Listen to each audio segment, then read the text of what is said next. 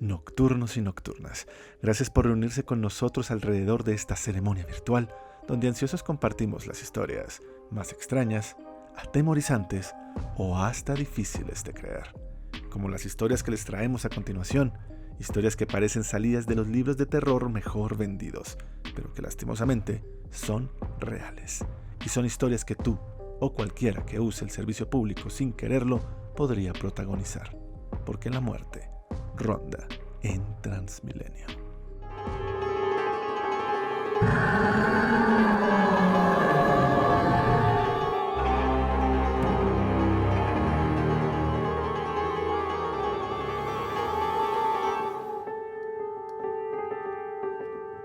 El rito de Astaroth.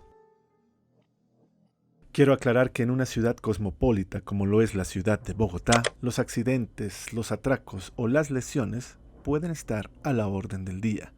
Muchas veces las noticias muestran cómo gente inescrupulosa por asaltar a los usuarios les ponen en riesgo. La intolerancia es un facto común como el que se presentó apenas hace unos días y un joven fue apuñalado por la espalda por robarle una gorra o una riña que terminó con un disparo cegando la vida de uno de los usuarios. O aquellas veces donde accidentalmente alguien es arrollado por un bus por querer colarse o por evadir un robo, o el mismo ladrón es castigado por una especie de justicia divina. Esos no son los temas que veremos en este video. Vuelvo a reiterar que son temas reales y que están bajo investigación porque ninguno de los culpables han sido arrestados o ni siquiera judicializados, por lo que para los entes de control se podría decir no saben quiénes son y el peligro, por ende, sigue vigente. El primer caso es tan inquietante como terrorífico. Fue conocido como el dulcero de Transmilenio. Las ventas informales en Transmilenio, bien sea en las estaciones, portales o articulados, ya hacen parte del panorama con el que a diario los usuarios suelen encontrarse. Decenas de veces durante el día es común que encuentres a personas vendiendo dulces, audífonos, libros para colorear o hasta rap conciencia, lo que para muchos ya es demasiado terror por sus líricas desentonadas. Pero más allá de un mal rato cuando un joven trata de rimar cabello con bello y que no tiene ninguna víctima más allá del lenguaje, un verdadero peligro se registró en varios buses del sistema. Era un jueves 12 de mayo. En el articulado que cubría la ruta H75 hacia el Portalusme, un vendedor se subió y comenzó a dar su oferta. Pasó por todos los puestos diciendo que le compraran o que por lo menos le regalaran una moneda. Seguramente los pasajeros, cansados de que este fuera el quinto o décimo vendedor que se subía, simplemente le ignoraron, cosa que el vendedor no vio con buenos ojos. Ante la negativa de adquirir sus productos y la nula limosna que recibió, lleno de ira, agredió a 2 pasajeros, cegado por su mala suerte en el comercio. El hecho sucedió a la altura de la autopista norte y las víctimas fueron un hombre y una mujer, quienes resultaron con heridas provocadas por un arma blanca que portaba el vendedor.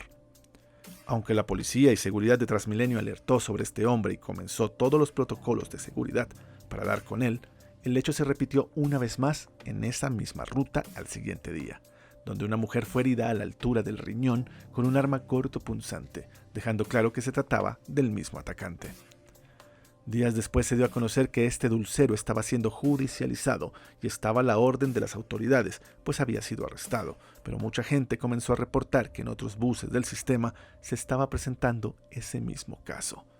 Un vendedor que pide le compren sus mentas o le den una moneda y que al no ganar lo que quiere, simplemente saca algo de su chaza y ataca al pasajero más cercano.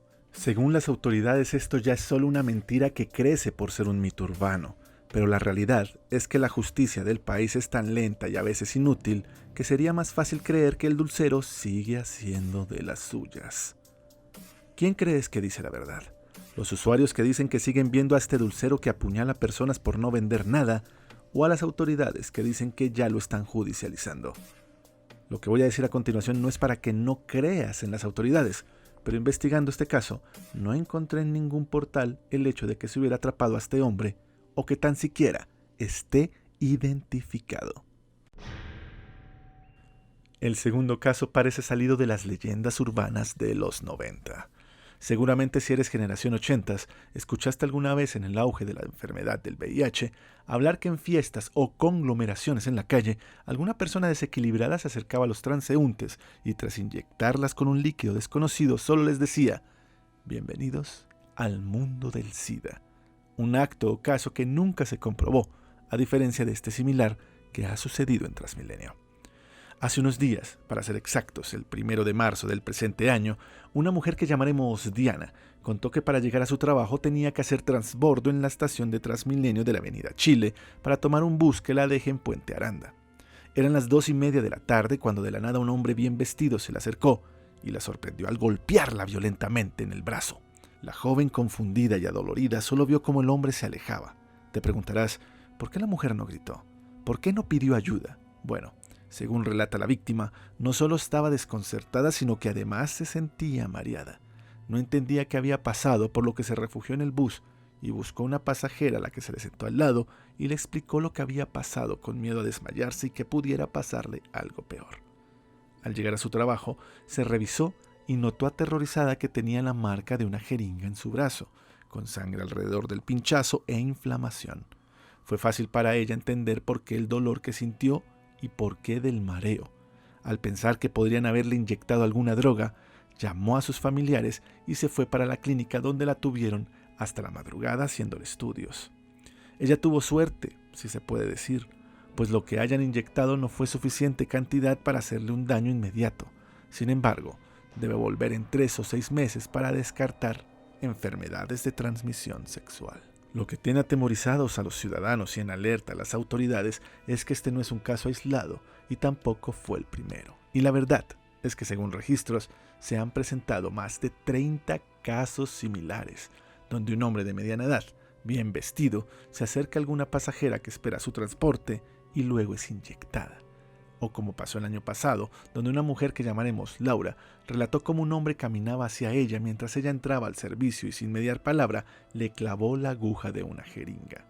Ella solamente se quedó mirando al notar que estaba sangrando, pensando que primero le habían apuñalado, pero el dolor no era tan agudo ni la sangre tan escandalosa. Al ver las manos del hombre, notó una jeringa, así que gritó y pidió ayuda. Ninguno de los transeúntes le quiso socorrer. Por suerte, al parecer, solo le pegó con la jeringa, pero no le inyectó nada.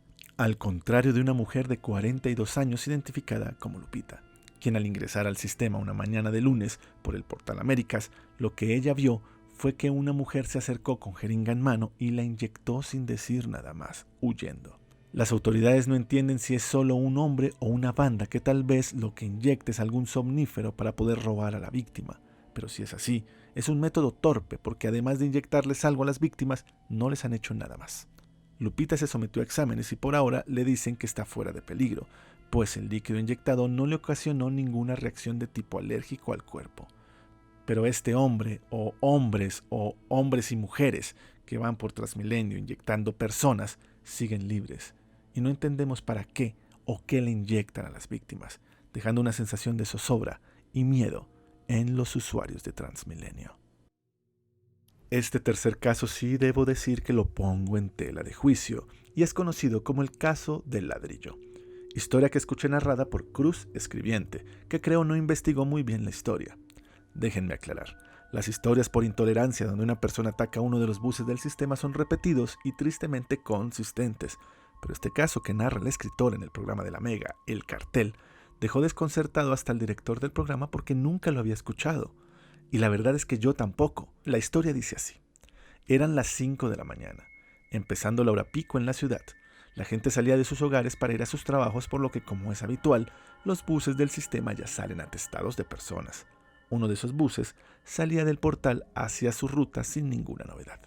Al tiempo, alguien que nunca fue identificado simplemente tomó el ladrillo, que seguramente cargaba de otro lugar, pues no era un ladrillo común de construcción, sino uno macizo y de mucho peso, subió a un puente peatonal cerca a la troncal Caracas, se puso en un punto estratégico para ver cómo pasaban los buses llenos y sin saberse por qué o para qué, simplemente levantó el ladrillo sobre su cabeza y lo soltó sobre uno de los buses que pasaban por la troncal. Según la historia de Cruz Escribiente, en una serie de eventos cuyos paradigmas se combinaron para terminar en un desenlace fatal, por la manera que fue arrojado, la velocidad y fuerza que tomó por la distancia donde fue lanzado, y tal vez la mala fortuna, por así decirlo, hizo que entrara el ladrillo de manera esquineada para no destruirse contra el gigante rojo, sino para romper su techo y terminar sobre la cabeza de un hombre cuyo cráneo se partió de tal manera que parte de su cerebro se salió ante la vista de pasajeros que gritaron aterrorizados, sin entender por qué aún un hombre estaba muerto en el piso del transporte. Lo peor es que aquel hombre, o loco, pues no se le puede decir de otra manera, que arrojó el ladrillo, ya no estaba a la vista de nadie y escapó. Les cuento por qué para mí la historia es falsa. La busqué por muchos medios, pero nunca encontré una muerte registrada en el sistema de esas características, además de que por la troncal Caracas no existen puentes como los que narra el escritor. Lo más parecido es la historia que sucedió en enero 24 del 2020, cuando sin razón alguna, un ciclista lanzó un fragmento de bloque o ladrillo contra un bus articulado de Transmilenio. El proyectil atravesó una de las ventanas de emergencia del articulado, no su techo, eso es casi imposible. Por poco, golpea a una mujer embarazada, a niños y a otros pasajeros. No hubo una víctima fatal. Los hechos ocurrieron en la troncal de la avenida Caracas a la altura de la calle 16, por lo que creo que ese es el evento que viralizó Cruz Escribiente, pero él simplemente lo exageró para hacerlo más dramático y llamar más la atención. O tal vez se lo contaron mal, él no lo investigó, simplemente lo creyó y lo compartió con su amplia audiencia. Espero que a diferencia de este escritor, ustedes no traguen entero. Sin embargo, lo más preocupante es que la intolerancia no es un caso aislado. Transmilenio reporta casi que a diario ataques contra sus buses por razones de ira de carretera, una persona que pelea contra el conductor y deciden, sin seguir mediando palabras, arrojar un objeto contundente contra el transporte, aunque esté lleno de personas. Es algo que se repite más veces de las que nos gustaría creer, y obviamente es un riesgo que puede terminar en un desenlace fatal.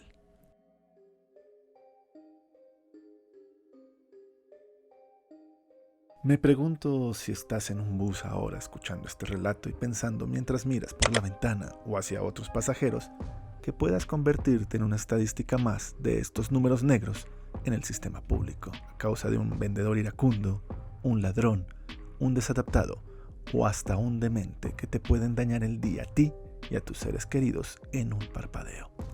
Esto es real y sí, es una probabilidad, pero por favor no me malentiendas. Mi intención no es asustarte para que tengas un miedo irracional al usar el necesario transporte público. Estas investigaciones solo están hechas para servir a quienes les gusta estar informados de estas historias reales e investigar aquellas leyendas urbanas que gente sin criterio pasa como reales por el afán de likes.